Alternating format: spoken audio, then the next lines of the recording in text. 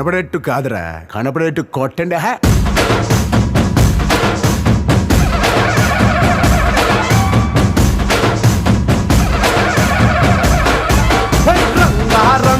రంగస్థలాన రంగు పూసుకోకున్నా ఎగవేసుకోకున్నా ఆట బొమ్మలం అంట, మనమంతా తోరు బొమ్మలం అంట.